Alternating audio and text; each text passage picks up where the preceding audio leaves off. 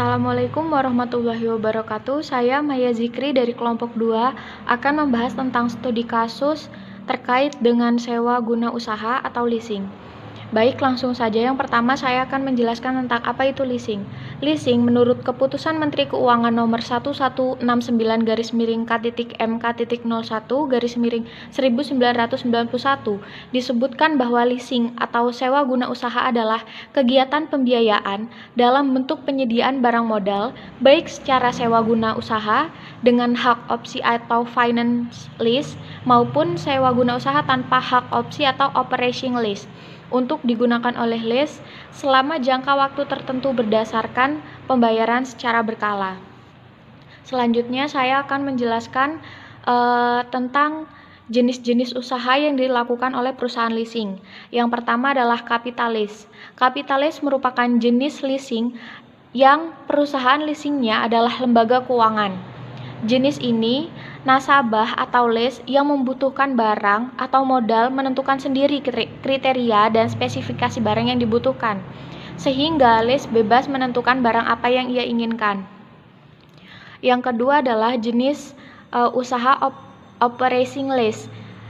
Jenis leasing ini yaitu pihak lessor membeli barang kemudian disewakan kepada lease dalam jangka waktu tertentu. Lease hanya membayar rental atau sewa barang saja. Harga barang dan biaya-biaya lainnya lessor yang membayar. Selanjutnya adalah sales type lease atau lease penjualan. Lease penjualan ini biasanya dilakukan oleh perusahaan industri yang menjual lease barang dari hasil produksinya. Biasanya penjualan lease ini memiliki dua macam pendapatan yang diakui, yaitu pendapatan penjualan barang dan pendapatan bunga atas pembelanjaan selama jangka waktu lease. Selanjutnya adalah jenis usaha lease leverage lease. Leasing jenis ini dilibatkan pihak ketiga atau biasa disebut dengan credit provider. Jadi, lessor tidak membiayai objek leasing sehingga sebesar 100% dari harga barang, melainkan hanya sekitar 20% sampai 40% saja. Sisa harga kemudian akan dibayar oleh credit provider. Selanjutnya saya akan menjelaskan tentang prosedur pelaksanaan kegiatan leasing. Prosedur permohonan leasing. Menurut Kashmir dalam bukunya Bank dan Lembaga Keuangan lainnya, setiap permohonan yang diajukan oleh pihak lease haruslah langsung ke pihak lessor, baik secara lisan maupun tertulis. Kemudian oleh pihak lessor akan dipelajari secara seksama sehingga pada akhirnya nanti tidak akan merugikan pihak lessor akibat terjadi kesalahan analisis. Prosedur permohonan fasilitas leasing oleh lessor kepada lessor secara umum adalah yang pertama, pihak lease mengajukan permohonan untuk memperoleh fasilitas suatu barang ataupun modal baik secara lisan maupun tertulis.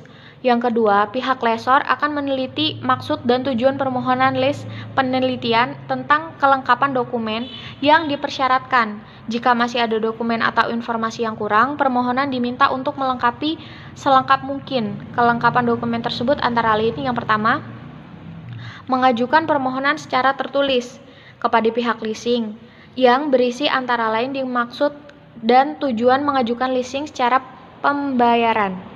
Yang kedua, akte pendirian perusahaan jika lease berbentuk perseroan terbatas atau yayasan. Yang ketiga, KTP dan kartu keluarga jika lease berbentuk perseorangan. Yang keempat, laporan keuangan atau neraca dan laporan laba rugi 3 tahun terakhir jika lease berbentuk PT. Yang kelima, slip gaji dan bukti penghasilan lainnya jika lease berbentuk perseorangan. Dan yang terakhir, NPWP atau nilai pokok wajib pajak baik untuk perorangan maupun untuk perusahaan. Langkah selanjutnya adalah jika dokumen yang dibutuhkan sudah lengkap, maka pihak lessor memberikan informasi tentang persyaratan dalam perjanjian kontrak antara lessees dan lessor, terutama hak dan kewajiban masing-masing. Selanjutnya, pihak lessor akan mengadakan penelitian dan analisis terhadap informasi dan data yang diberikan lease dengan cara yang pertama, penelitian data untuk mengukur kemampuan dan kemampuan lease membayar kembali. Yang kedua, meneliti langsung ke lokasi lease berada atau on the spot. Yang ketiga, meneliti ke lokasi di mana lease punya hubungan. Prosedur selanjutnya adalah Penelitian dilakukan untuk mengukur kemampuan nasabah membayar dan kemauan untuk membayar dengan disertai kebenaran informasi dan data yang ada di lapangan.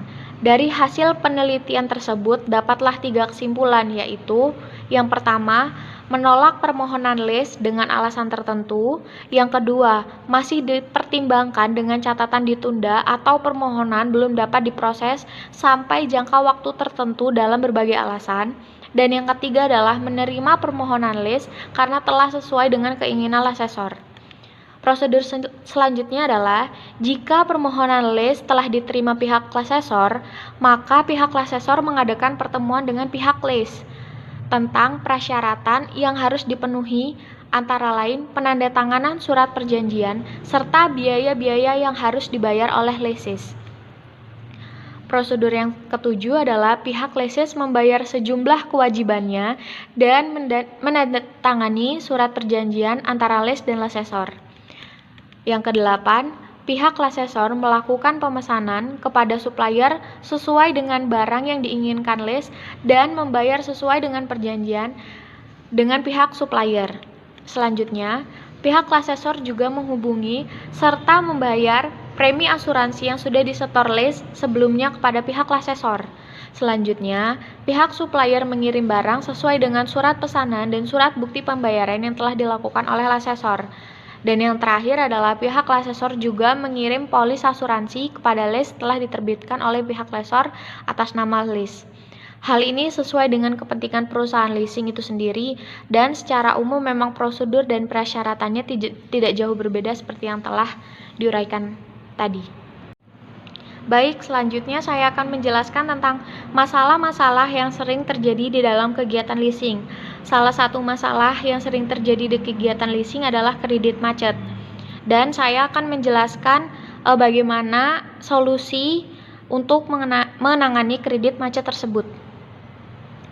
Penyelamatan kredit macet dilakukan dengan cara antara lain yang pertama adalah rescheduling, memperpanjang jangka waktu kredit. Dalam hal ini, debitur diberikan keringanan dalam masalah jangka waktu kredit. Misalnya, perpanjangan jangka waktu kredit dalam 6 bulan menjadi 1 tahun. Debitur mempunyai waktu yang lama untuk mengembalikan kredit tersebut. Yang kedua, memperpanjang jangka waktu angsuran. Memperpanjang jangka waktu angsuran sama halnya dengan jangka waktu kredit. Dalam hal ini, jangka waktu angsuran kreditnya diperpanjang, pembayarannya pun misalnya dari 36 kali menjadi 48 kali. Dan hal ini tentu saja sejumlah angsuran pun menjadi mengecil, sehingga akan meringankan pihak kreditur. Solusi yang kedua adalah reconditioning atau memperbarui dengan cara mengubah berbagai prasyarat yang ada seperti yang A, kapasitas bunga yaitu bunga dijadikan hitungan pokok. Yang kedua, penundaan pembayaran bunga sampai waktu tertentu. Yang ketiga, penurunan suku bunga. Dan yang keempat adalah pembebasan bunga. Selain itu, solusi selanjutnya adalah restructuring atau menstrukturisasi dengan menambah jumlah kredit atau dengan menambah equity, yaitu dengan cara menyetor uang tunai atau memberikan tambahan dari pemilik. Yang keempat adalah kombinasi, merupakan kombinasi dari ketiga hal tadi antara rescheduling, restructuring, dan reconditioning. Selanjutnya adalah penyitaan jaminan. Nah, ini juga menjadi salah satu solusi yang bisa dilakukan apabila terdapat masalah kredit macet, yaitu penyitaan jaminan. Penyitaan jaminan merupakan jalan terakhir apabila sudah benar tidak punya etikat baik ataupun sudah tidak mampu lagi membayar semua hutang-hutang yang dimiliki oleh pihak debitur yang akan dibayarkan oleh pihak kreditur. Terima kasih.